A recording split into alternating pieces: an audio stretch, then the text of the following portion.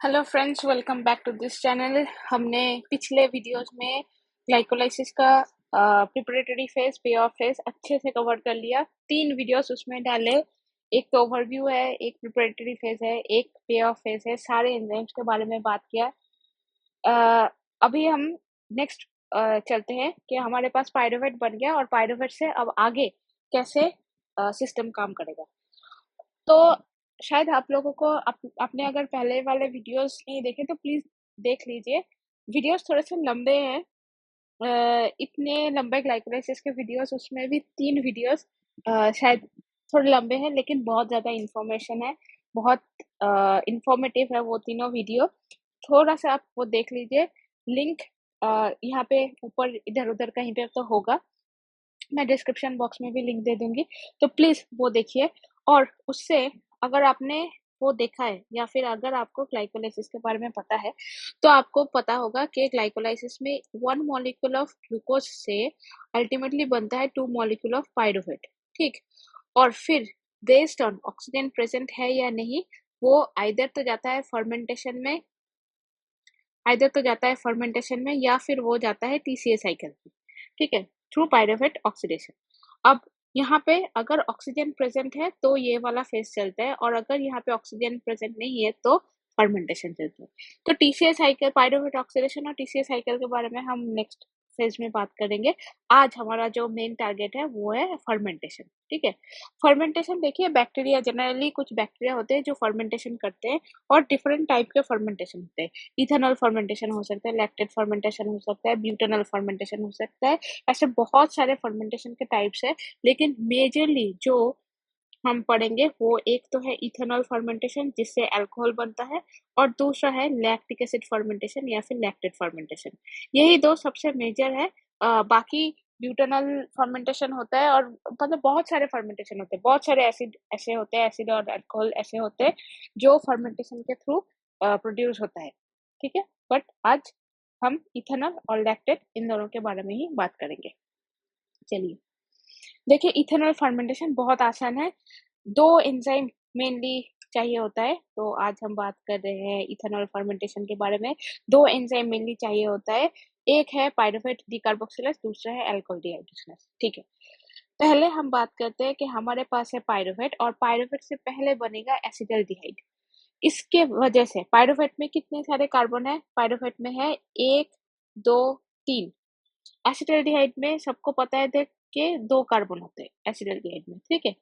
तो इसके लिए एक कार्बन को जाना पड़ेगा। कौन सा कार्बन जाएगा? ये वाला कार्बन जाएगा। ये कार्बन किसके हिसाब से जाएगा? CO2 के हिसाब से जाएगा। देख के ही तो लगता है सी है, यहाँ पे एक है, यहाँ पे और एक O है, तो CO2 के हिसाब से जाएगा। और अगर ये कार्बन चला गया तो इसका एक वैलेंसी क्लियर हो जाएगा, ऐसे हो जाएगा ना, C डबल बॉन्ड और CH3। तो इस यहाँ पे तो 1, 2, 3, और इसको इस वैलेंसी को ऑक्युपाई करने के लिए कौन आ जाएगा? एक H आ जाएगा, तो यहाँ पे एक H आ गया। ठीक है, सिंपल है, बहुत सिंपल फंडा है इसमें केमिस्ट्री का।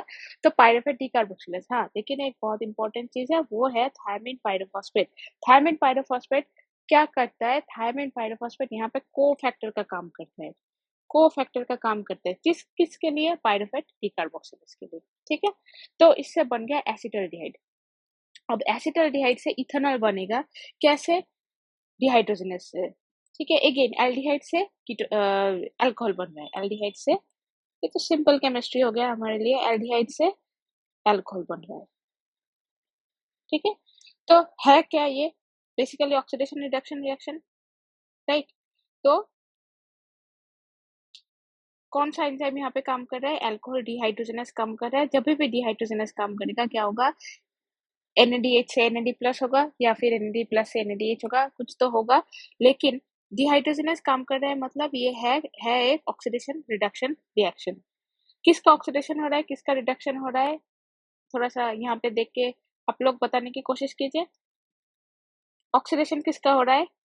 NADH से NAD प्लस बन रहा है, ये ऑक्सीडेशन हो गया। H प्लस जा रहा है, तो ये ऑक्सीडेशन हो गया। रिडक्शन किसका हो रहा है? ऑब्वियसली एसिटल्डिहाइड से CH3CHO ये था, इससे क्या बन रहा है? CH3CH2OH। तो यहाँ पे डबल बॉन्ड O था, इसके जगह पे एक H आ रहा है, CH2OH बन रहा है, तो ये क्या हुआ? रिडक्शन। सिंपल है। C डबल बॉन्ड O से C डबल बॉन्ड O था, इससे CH2OH बन गया, क्या होगा? रिडक्शन। सिंपल। तो डिहाइड्रोजनेस जब भी काम करेगा NAD plus NADH, NAD plus से NADH या फिर NADH से NAD प्लस, जो भी हो रहा है कुछ तो होगा, मतलब ऑक्सीडेशन रिडक्शन रिएक्शन होगा। अब उसे ऑक्सीडेशन रिडक्शन रिएक्शन हो रहा है, किसका ऑक्सीडेशन हो रहा है किसका रिडक्शन हो रहा है, ये आप लोगों को फॉर्मूला देख के रिएक्शन देख के समझना है ये क्या हो रहा है। ठीक है, जैसे कि ग्लाइकोलाइसिस में अगर हम देखें, जैसे कि मान लीजिए ग्लिसरॉल्डिहाइड 3 फॉस्फेट डिहाइड्रोजनेस, वहां पे क्या हो रहा था, एक NAD प्लस जो है वो NADH में कन्वर्ट हो रहा था, तो रिडक्शन इसका यहाँ पे हो रहा था। ठीक है, लेकिन यहाँ पे देखिए जब अल्कोहल डिहाइड्रोजनेस है, तो NADH कन्वर्ट हो रहा है NAD प्लस में, तो यहाँ पे इसका ऑक्सीडेशन हो रहा है। ठीक है, ये सब छोटी छोटी चीजें हैं जो ख्याल रखना जरूरी है। अच्छा, अब इस अल्कोहल डिहाइड्रोजनेस के बारे में थोड़ा सा बात करते हैं, बहुत इंपॉर्टेंट और इंटरेस्टिंग एंजाइम है। देखिए, जो हमारा एक्टिव साइट होता है, एक्टिव साइट मान लीजिए ये अल्कोहल डिहाइड्रोजनेस का एक्टिव साइट है, तो यहाँ पे हम देखेंगे कि 2 सिस्टीन रेसिड्यू होते हैं जो इस एक्टिव साइट में होता है, और एक होता है हिस्टिडीन रेसिड्यू। एक हिस्टिडीन रेसिड्यू होता है और 2 सिस्टीन रेसिड्यू होता है। ठीक है, और यहाँ पे कोफैक्टर में Zn2+ काम करता है, Zn2+। तो यहाँ पे क्या क्या चाहिए एक्टिव साइट में, सिर्फ इतना याद रखने से ही होगा। इस एक्टिव साइट में क्या क्या रहता है, 2 सिस्टीन मॉलिक्यूल रहते हैं, 2 सिस्टीन रहता है अमीनो एसिड, एक हिस्टिडीन रहता है, और Zn2 जो है वो एक कोफैक्टर का काम करता है। ठीक है, अच्छा, अब देखिए यहाँ पे जो NADH था, यहाँ पे ये NADH आया कहाँ से? यहाँ पे ये NADH आया था ग्लिसरॉल्डिहाइड 3 फॉस्फेट डिहाइड्रोजनेस से। ठीक है, ये ऐसे मतलब आपको ना ऐसे मर्ज करना है, ग्लाइकोलाइसिस, TCA साइकिल, फर्मेंटेशन सबको एक साथ मर्ज करके पढ़ेंगे, तो आपको समझ में आएगा कि कहाँ कहाँ से ये ATP NADH कहाँ से सिंथेसिस होकर कहाँ पे यूज हो रहा है। देखिए ग्लाइकोलाइसिस में क्या हो रहा था, ग्लाइकोलाइसिस में ग्लिसरॉल्डिहाइड 3 फॉस्फेट से बन रहा था 1,3-बिसफॉस्फोग्लिसरेट। किसके किसके मदद से? ग्लिसरॉल्डिहाइड 3 फॉस्फेट डिहाइड्रोजनेस के मदद से। और यहाँ पे 1 मॉलिक्यूल ऑफ NAD प्लस से 1 मॉलिक्यूल ऑफ NADH बन रहा था, और वही NADH यहाँ पे काम करा और फिर से NAD प्लस बना दिया। तो यहाँ से क्या हुआ, NAD प्लस का जो पूल है वो मेंटेन रहा। ठीक है, ये NAD+ फिर से यहाँ पे काम करेगा। ठीक है, तो ऐसे पूल मेंटेन हो रहा है। ठीक है, तो अल्टीमेटली एसिटाल्डिहाइड से यहाँ पे इथेनॉल बन गया। ये जो पार्ट है इसमें मैंने वही दिखाया है कि ग्लिसरॉल्डिहाइड 3 फॉस्फेट डिहाइड्रोजनेस है, यहाँ से NAD+ से NADH बन रहा था, और यहाँ पे जाके यही NADH यहाँ पे जाके काम किया, फिर से NAD+ बनाया, और ये NAD+ फिर से यहाँ पे आके काम करेगा। तो ऐसे NAD+ NADH का जो पूल है, जो रेशियो है, वो मेंटेन रहता है। ये हो गया हमारा इथेनॉल फर्मेंटेशन। इथेनॉल फर्मेंटेशन की वजह से क्या प्रोड्यूस हो रहा है? अल्कोहल, इथेनॉल, इसीलिए तो है इथेनॉल फर्मेंटेशन। इथेनॉल, अल्कोहल मतलब कौन सा अल्कोहल? इथेनॉल। हम्म? अब देखिए lactate fermentation, lactic acid bacteria होते हैं जो लैक्टेट फर्मेंटेशन करते हैं। लैक्टिक एसिड बैक्टीरिया जैसे कि लैक्टोबैसिलस हो गया, ठीक है, लैक्टोबैसिलस हो गया, फिर लैक्टोकोकस हो गया। ठीक है, ऐसे बहुत सारे और भी बहुत सारे बैक्टीरिया है, और ये सारे एनारोबिक बैक्टीरिया होते हैं। एनारोबिक बैक्टीरिया, इन लोगों को ऑक्सीजन कोई जरूरत नहीं होती है। ठीक है, तो ये लैक्टेट फर्मेंटेशन करते हैं। लैक्टेट फर्मेंटेशन यहाँ पे 2 स्टेप्स में हो रहा था। पहले पायरुवेट से एसिटाल्डिहाइड बन रहा था, और फिर ये एक स्टेप, और एसिटाल्डिहाइड से इथेनॉल बन रहा था। ये 2 स्टेप था। यहाँ पे और भी सिंपल, पायरुवेट से डायरेक्ट डायरेक्ट लैक्टेट बनता है with the help of lactate dehydrogenase. यहाँ पे फिर से देखिए NADH NAD+ में कन्वर्ट हो रहा है, मतलब रिडक्शन यहाँ पे हो रहा है, यहाँ पे रिडक्शन हो रहा है, और ऑक्सीडेशन यहाँ पे हो रहा है। ठीक है, ये NADH फिर से कहाँ से आ रहा है? जो ग्लिसरॉल्डिहाइड 3 फॉस्फेट से 1,3 बिसफॉस्फोग्लिसरेट बना था और यहाँ पे NAD+ से NADH बना था ग्लिसरॉल्डिहाइड 3-फॉस्फेटिडिहाइड्रोजनेज की मदद से, और ये NADH यहाँ पे आके काम कर रहा है और NAD+ फिर से यहाँ पे जाके काम करेगा। ठीक है, तो ये सेम है इथेनॉल फर्मेंटेशन में जैसा हो रहा था वैसे ही। देखिए यहाँ पे कुछ चीजें लैक्टेट फर्मेंटेशन में कुछ चीजें याद रखना बहुत जरूरी है। देखिए पहले तो lactate is formed from pyruvate in a variety of micro organism in a process called lactic acid fermentation. ये हो गया। Certain types of skeletal muscles in most animals can also function anaerobically for short period. For example, specific type of muscle fiber called the first twitch or type 2B fibers perform short burst of intense exercise.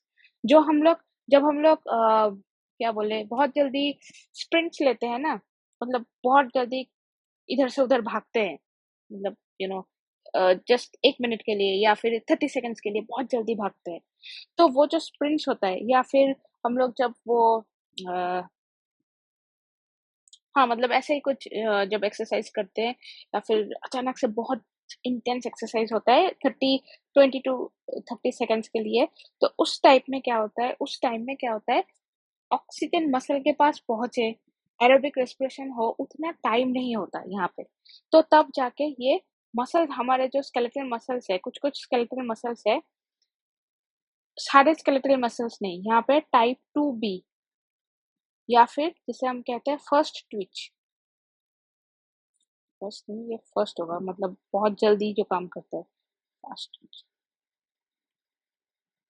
ये muscle वगैरह के बारे में हम बाद में detail में बात करेंगे ऑब्वियसली, बस इतना जान के रखिए कि अगर आप स्प्रिंट्स ले रहे हो 20 टू 30 सेकेंड्स के लिए, बहुत जल्दी कहीं पे भाग रहे हो, तो या फिर रोप से जो जंप करते हैं वैसे कर रहे हो, बहुत जल्दी फास्ट इंटेंस, तो उस टाइम में वो टाइम ड्यूरेशन इतना कम होता है कि एरोबिक रेस्पिरेशन के लिए टाइम नहीं रहता मसल के पास।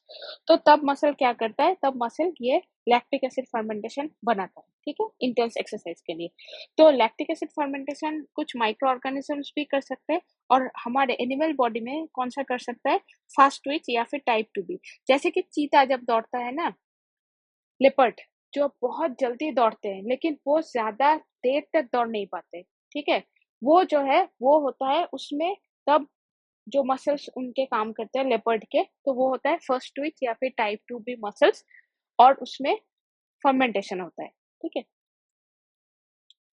अब थर्ड वाला देखिए, ATP needs to rise faster than the ability of the body to provide oxygen to the muscle। जैसे कि मैंने बोला, अब इतना जोर से हम दौड़ रहे हैं, इतना जल्दी हम दौड़ रहे हैं, तो इसके लिए ATP तो बहुत ज्यादा चाहिए होगा, ATP तो यूज होगा, लेकिन इतना टाइम नहीं है हमारे पास, टाइम कंस्ट्रेन हो गया, इतना टाइम नहीं है हमारे पास के एरोबिक रेस्पिरेशन करे, तो तब जाके ये फर्मेंटेशन होता है।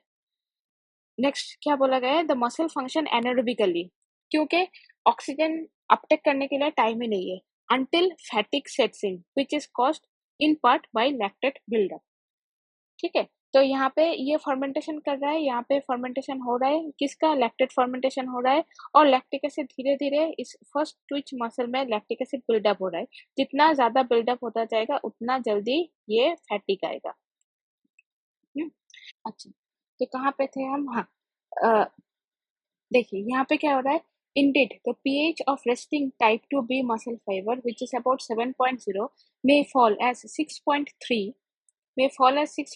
during this exercise, ठीक है। तो यहाँ पे क्या हो रहा है, टाइप टू बी मसल या फिर जो फास्ट ट्विच है, इसका जो पीएच होता है, पीएच 7.0 से 6.3 में ड्रॉप कर रहा है, क्यों, क्योंकि यहाँ पे एसिड बन रहा है, लैक्टिक एसिड जो है, लैक्टिक एसिड यहाँ पे बिल्डअप हो रहा है, तो एसिड जितना ज्यादा हो रहा है पीएच उतना ही घट रहा है, ठीक है।